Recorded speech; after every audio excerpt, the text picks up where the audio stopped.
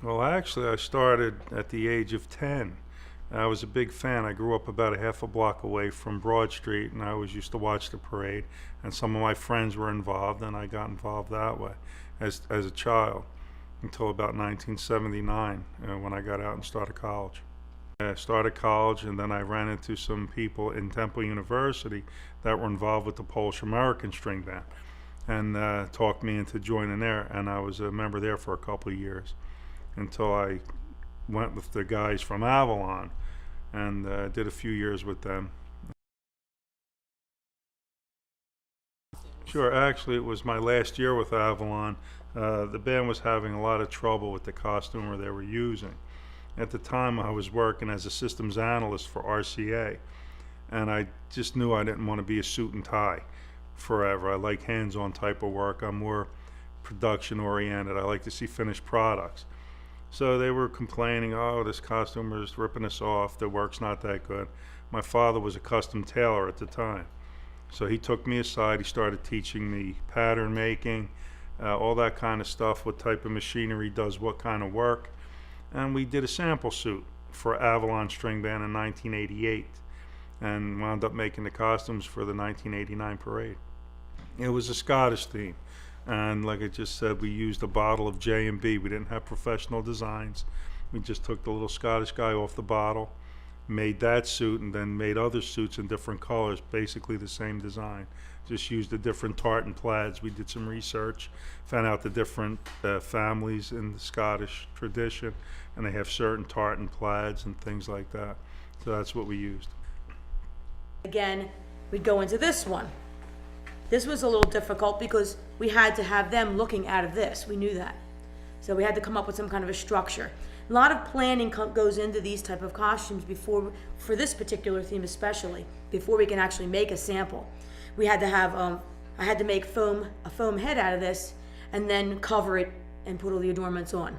So we make this, try the prototype, which we had with the wire on it, which the head was bobbling, find out when we get the sample that doesn't work because the hat's falling all over the place. We revamp it, they okay it, we go into full production. And it goes on and on for every costume.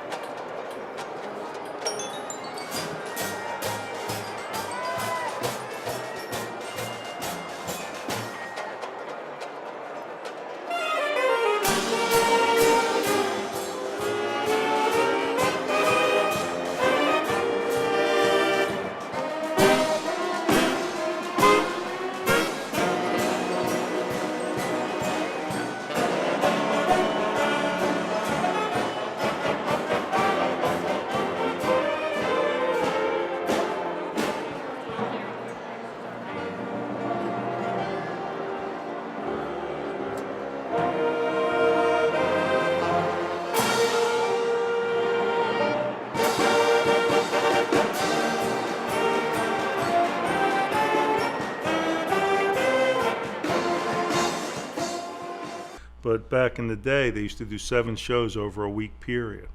So you'd spend a lot of time with guys in other clubs, and they were approaching me saying, oh, I heard you did Avalon's costumes. Would you be interested in doing ours? And then it just took off from there.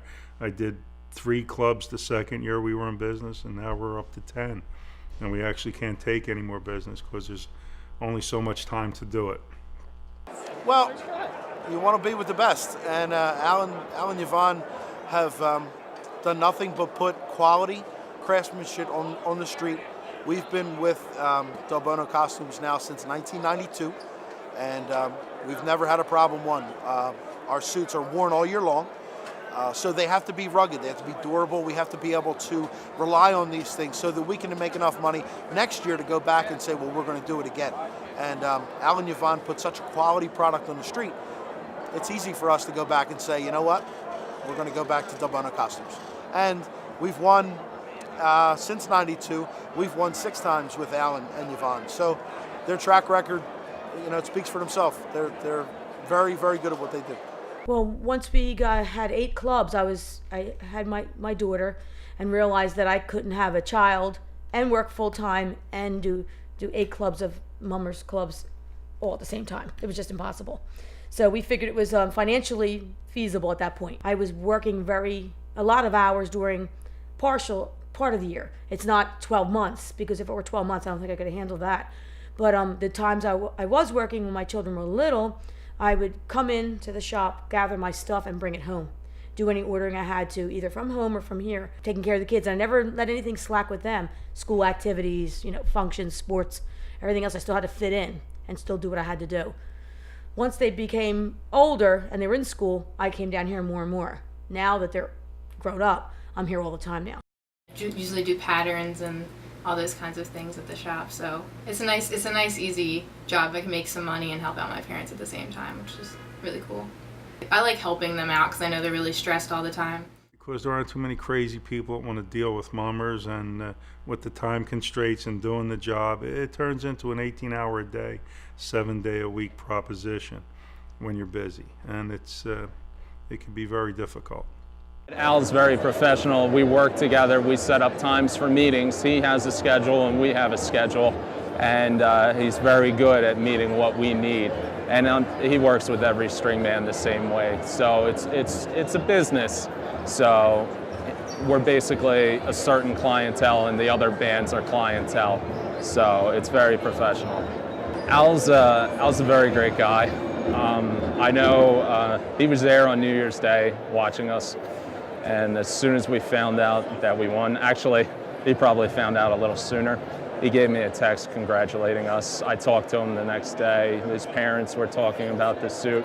Al and his wife do a wonderful job, and it's a good family to work with. So it's pretty tough to make this a family business. I don't know if the children would be willing to put in the hours. I wouldn't want them to work this hard, and I think if I knew what it entailed when I got into it, I may have had second thoughts about it.